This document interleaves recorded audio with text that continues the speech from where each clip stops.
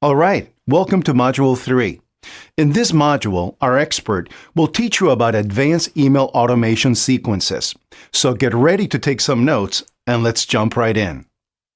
Okay, so we're going to go over basically how to create an automation workflow as well as the logic behind the different types of workflows. So really, we're going to click on create workflow here. Really what you want to do here is leverage the technological ability that we have these days. This is getting more and more popular. Okay, it's actually getting to the point where it's non-negotiable. You have to have this in your business these days. You want to basically be able to adjust automatically the messaging that you're sending to your contacts or to your customers based on how they interact or don't interact with your email messages. Okay, and just to give you an example, we'll come over here, we'll click Start Now, and we're just going to toy around a little bit with the different types of automation workflows that we can create. Okay, so we're going to start with, there's always a starting process. Okay, for a lot of people, it's when a contact is tagged in a certain way, either automatically or manually. In our case, we're going to go with subscribes. Okay, when someone subscribes to our list, we can then come over here to send them a message. All right, now that's pretty self-explanatory. Okay, that's pretty basic stuff. If they subscribe to any list, we send them a message. Now, in this case, if you have lots of lists, you want to specifically select an actual list that you're working with. Okay, so if somebody grabs this case study, we'll send them a specific welcome message that is particular to that case study. Thanks for grabbing the case study. You can download it here, something along those lines. And basically, you would select a message that already exists inside of your email marketing software, or create a new one and add it there. And then we're going to do something special. This is where we're going to sort of showcase what automation can do. Over here to Elements, we're going to go to Message Opened ? Okay, I'm going to delete this. Oops, should not have deleted that actually. I'll hit Control Z to bring that back. All right, so message was sent, right? We'll just grab a random one here. And then we're going to connect this newsletter opened one to that particular email. Okay, so we've got this email message, and this is asking the question. It's an automation question. Was this message opened by each individual subscriber? Okay, and then we're going to do something special. In the case of no, the red X here, if a subscriber does not open this, we're going to do something special. We're going to come over here and we're going to say, wait for, let's say 12 hours, okay? We'll wait for 12 hours, and then we're going to send them, so we're giving them a little bit of time to still open that initial message, okay? 12 hours later, if they still haven't opened that, we're going to send them another message, okay?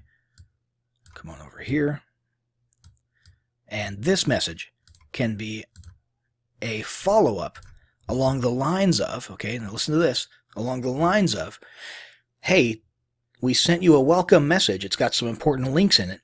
Did you get it? Okay, something along those lines. Or just making sure you saw this morning. Something that increases the chances that people are going to click on your links or interact with your emails. Okay, so you're basically taking two swings here to try and make sure people get it. And you could do this perpetually if you wanted to. It's not a good idea, but technologically speaking, you could just keep doing this. Keep hitting the people who do not open with another one, okay? And the subject line can say, hey, did you get my last email, or something along those lines. And so that's a whole new world of customization. If they did open that message, okay, if they did open that email, you can then send them into what some would call a welcome or an indoctrination sequence, okay? So the first one was literally just the delivery of a lead magnet, of a free report or what have you. And the next one's going to be, hey, let me tell you a little bit about my brand, about my identity, about who we are at, company X, all right? That's very important, all right? That's very valuable. And for some people, those sequences, will actually be 3 or 4 emails long, okay? And if they open this one, then you could send them to another email, right? Let's go ahead and go to message opened. Let's connect here. All right. And if that message was opened, we will send them another email, okay? In this case, we'll go to maybe a content piece. So now you're starting content marketing. You're sending them to your blog, right? And in that case, what we're really interested in is, did they click the link to the content piece? Okay. And once again, let's come on over here and select a message. You've always got to select a message. And basically what we would do next is, if they didn't click it, we would do another one of those follow-ups. Hey, did you check out this blog post that we sent you earlier this morning? Okay. If they did click it, you could, activate the next portion of your content marketing, email sequence. Okay. And send them something else after that, and so on and so forth. Now that's the actual messaging and how you link all of that together. But there's a lot of other things you can do here. There's a lot of things that you can do in terms of the cause and effect space, monitoring, scoring. If you've got people who get down here and they still haven't opened your initial delivery email, or if they get down here and they haven't opened your welcome email or something like that, you can actually tag them. Okay, if you wanted to, you could create a tag. Okay, and you've got to create these in advance, or so you can select one that's already in existence. Okay, and you could create a tag, and it could be non-openers or tire kickers or something like that, right? And that way you can just sort of start categorizing people based on their behavior, and you'll have an idea of how many people sort of don't interact with your welcome sequence and the ones who do. All right. And based on people's interaction with your emails, you can later on take those, and let's say you're putting together a high ticket offer and you only want, real action takers. Okay. Then when you're sending out that newsletter, you can specifically send it only to the people who are tagged as action takers, and exclude the people who are sort of tire kickers. So that's very useful in and of itself.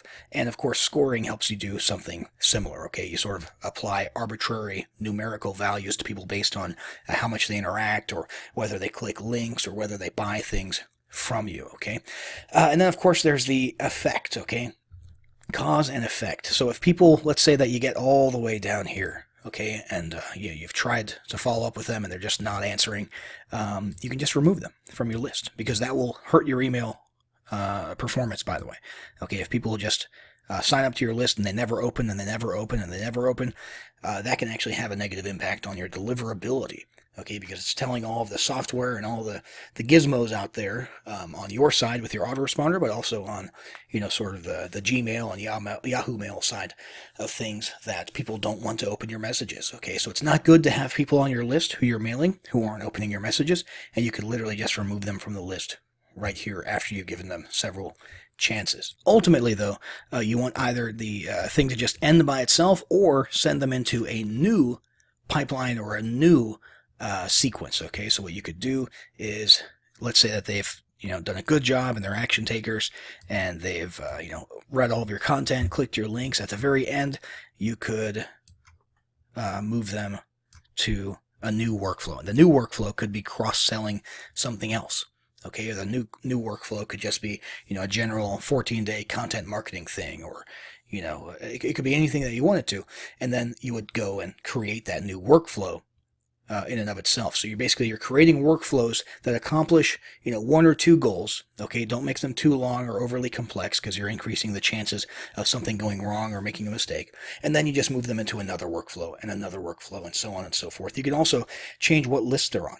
Okay, you can move them to a different list. If you've got a list, if you don't want to remove people from your contacts, but if you want the ones who are sort of not interacting as much to go to a separate list, you could do that right here. Okay, you could copy people to different lists. You can do 100 things in here, and it's incredibly, incredibly important that you utilize the power of automation. Now let's head back over to where we were a moment ago, to the actual automation dashboard, where those templates were. And let's look at some example templates, just so you get an idea of what other businesses are doing. Okay, we have affiliate cross-selling. Okay, this is pretty basic. You're just putting people through sort of a gauntlet where you're trying to get them to buy something else. Okay, and you're using tagging there so that you can later on know who people are based on whether or not they interacted with that sequence.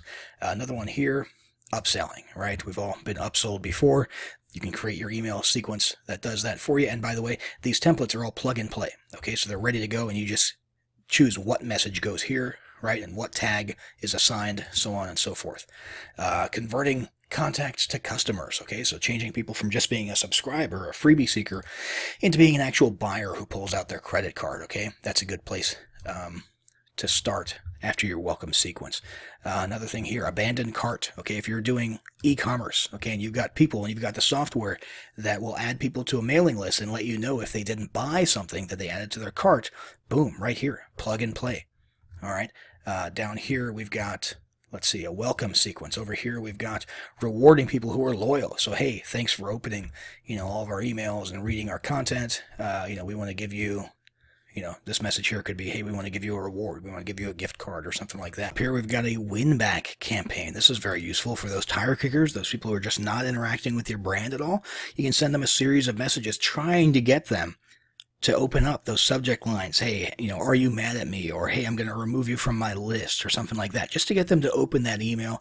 And if they click on a link, then, you keep them in your list, and maybe you thank them for finally interacting with you or something along those lines. You survey them. Hey, what would you like from our brand? What could we do? How can we make this more, interesting? A win-back campaign is great for, not just getting people to click something and quote, win them back from a tech perspective, but also for, sending them emails that help you learn what they want from you and why they weren't interacting in the first place.